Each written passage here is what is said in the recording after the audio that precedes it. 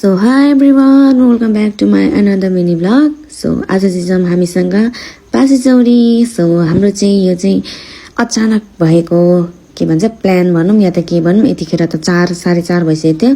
हामी त्यतिखेर जाँदै थियौं हैन पासीचौरी. भिडियो कलमा बोल्दा बोल्दै प्लान फिक्स भएको हैन. हिँड्न सक्नुहुन्छ हैन. दिउँसो भिडियो कलमा पनि बोलेको थियौं हैन. त्यही बोल्दा बोल्दै हामी त पासीचौरी जाने भन्न फिक्स भयो हैन. गीता पनि आएको थियो नि त पत्री. सो अनि पासीचौरी जाउँ भन्ने भएको थियो. अनि पासीचौरी गयौं. डेढ हुनुहुन्थेन. आज सोमबार थियो हैन. शनिबार भएको चाहिँ अलिक भेट हुन्थ्यो होला. सो हामी चाहिँ सुरुमा अर्डर दिएर अनि फोटो सोटो खिच्यौं, भिडियो सेडियो बनायौं. कसलाई बनाउँ भन्नुहुन्छ होला. अनि त्यहाँ एकजना बहिनी या त दिदी मलाई थाहा भएन एज त अब त्यहाँ हुनुहुन्थ्यो.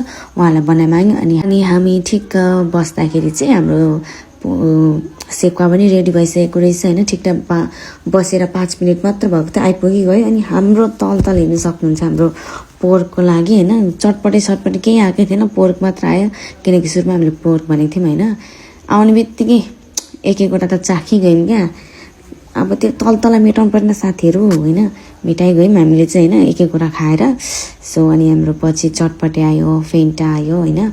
हामीले चाहिँ सेक्वा के भन्छ पोर सेक्वा कति 1.5 केजी अर्डर गरेको थियौं हैन. अनि चटपटे 100 को अनि फेन्टा हामीले चेस गर्ने चाहिँ जहिले हुन्छ हैन. चेस नगरी त खानै भएन हैन.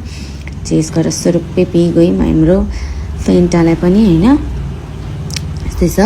कति धेरै दिन पछि गएर होला एकदम मिठो भयो. गफ पनि नभन्नु. हाम्रो त कति जान्छ एउटालाई अब उहाँ पोर्क पनि चेस गरौँ भनेको अर्कोले मुखमा लागिगएछि. सो हाम्रो पोर्क पनि चेस हुन्छ हैन.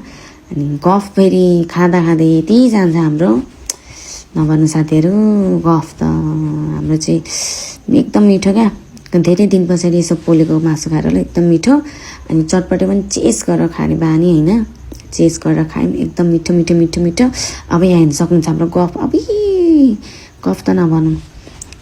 4 जना भेटेपछि यति गफ जान्छ हैन. भिडियो कलमा पनि मेसेजमा पनि गएकै छ गफ. भेट्दा नि गएकै छ गफ. सो हामी चाहिँ बिख भन्दै यहाँ आइसक्यो यहाँ मुखमा. सो अनि हामी खाँदा ओर्दा गफ गर्दा चाहिँ धेरै रात परिसकेको थियो. सो हामी चाहिँ यहाँ खाएर एकदम रेस्टमा भएर थकाइ मारिरहेछौँ खाएर दिल गरेर हैन. अनि हाम्रो पोर्क चाहिँ एकदम मिठो चटपटे नि मिठो भएको थियो हैन. अनि हामी घर जाँदा चाहिँ एकदम रात परिसकेको थियो हैन. अनि सफारी दाइ त्यही हुन्थ्यो रहेछ.